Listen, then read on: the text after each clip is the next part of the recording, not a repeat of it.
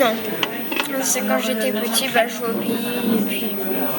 Tu avais quel âge quand tu jouais au billes? 7-8 ans. C'est quoi ton prénom? Armand. Armand? Ouais. À 7-8 ans tu joues au billes? Ouais. Et tu as quel âge maintenant? 12.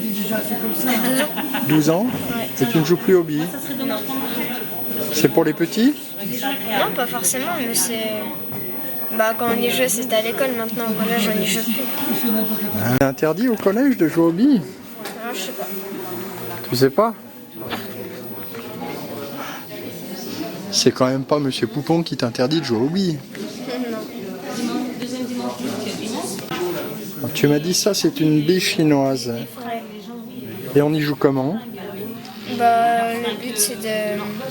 En fait, il y a deux billes chinoises, l'une contre l'autre. Et le but, c'est la première qui arrive à taper dans l'autre. À la déplacer. Non, c'est par exemple, je vais vous montrer. Par exemple, il m'en faut deux. Le but, en fait, c'est que l'une dégomme l'autre. C'est le premier qui l'a dégommé qui a gagné la partie. Alors, et on peut pas y jouer au sol? C'est sur une surface plane? Ainsi, au sol, peu importe la surface. D'accord, comme nos billes qui roulent. Ouais, Mais la différence, c'est qu'elles ne roulent pas. ouais. Attendez 2 secondes, il y a du monde.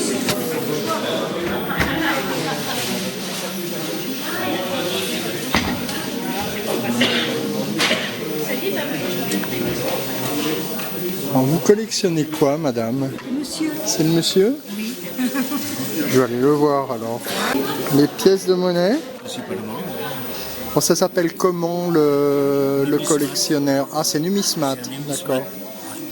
Alors ça, vous avez des pièces de quelles époques, à peu près? Moi, je fais beaucoup de ce qu'on appelle la monnaie moderne, c'est-à-dire de la Révolution au dernier franc. Depuis 1789, c'est ça? D'accord. Vous pourriez me montrer une monnaie de 1789, de la Révolution, vous en avez? Disons que moi, je suis... On va dire ça. Donc, là, on a des pièces d'1 centime Lancette. Lancette, ça veut dire quoi? Ça veut dire c'est 1799. Ah, d'accord. J'ai aussi des assignats. L'assignat, c'est l'ancêtre du billet. Donc ça, c'est de la Révolution, ça. 1792. 1792. Pour 5 livres, ça valait quoi si on convertit en euros? Joker, je prends le Joker. Non, on peut pas comparer. 4 de la République. Alors c'était quoi un mandat territorial? En fait, c'est ce qui a suivi l'assignat. C'est après l'assignat. Parce que en fait, l'assignat, il y a eu trop de faux. Trop facile à reproduire. Voilà. Donc ils ont fait mandat territorial. Alors comment ils le... Mais ça n'a pas duré très très longtemps. Ça a duré combien de temps? Je peux pas vous dire. Il y a les empereurs, hein. Donc là c'est Néron, là c'est Antonien, oui, Marc Néron. Aurèle. Mais les monnaies, là c'est des sesters. On appelle ça des sesters. Sesters Voilà. ou sesters? Sesters. S-E-R-C-E-S. Ouais, c'est difficile à Sesters. écrire. Tiens, tenez. C'est simple. C'est écrit dessus? sesterces. Ah oui, comme dans Astérix en fait. Voilà. Donc le sesterce, c'était Marc Aurèle. la grosse monnaie, quoi. C'est C'est la paye des légionnaires. Voilà. Après, on a de la plus petite monnaie, c'est du Pondius. Ça, c'est toujours du sesterce. Donc ça, c'est plus petit, c'est du Dupondius. Hein, ça, c'est un Vespasien. Lequel, vous dites Dupondius, c'est plus petit.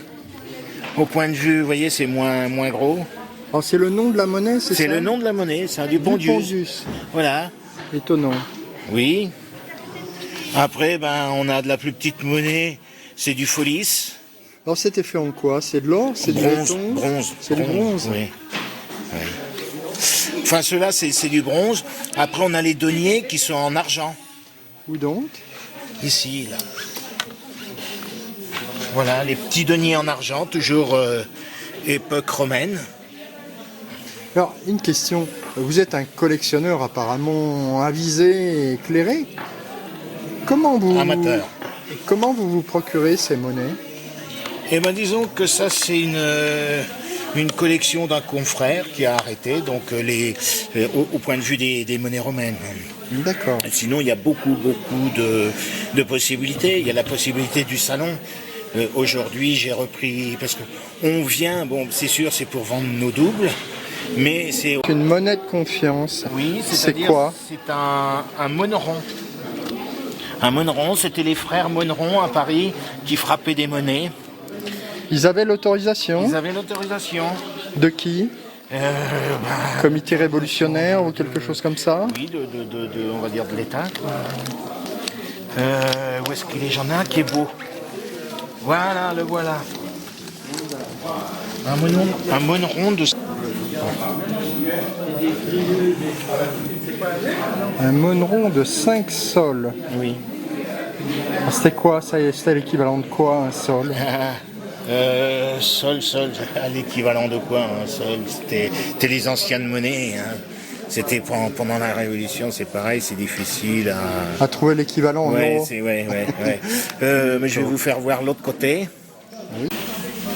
Alors vous me disiez, il y a une inscription au dos de cette pièce de 2 sols. Voilà, oui. C'est laquelle?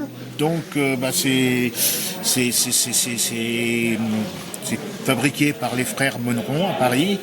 Ils appellent pas ça une monnaie, ils appellent ça une médaille de confiance. Et donc, on pouvait payer monnaie de 2 sols ou 5 sols, on pouvait payer à hauteur de 5 livres. Quoi. Avait l'équivalent d'un assignat de 5 livres. Vous me disiez c'est un jeton de mariage, vous pouvez m'expliquer? Oui, c'est-à-dire que c'est environ sous l'époque de Louis-Philippe, les époux donnaient aux invités des jetons de mariage.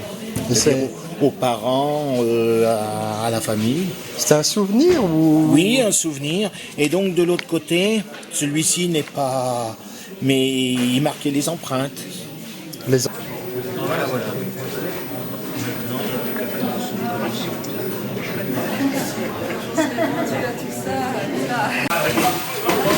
Oh là là. Tata, là. Non.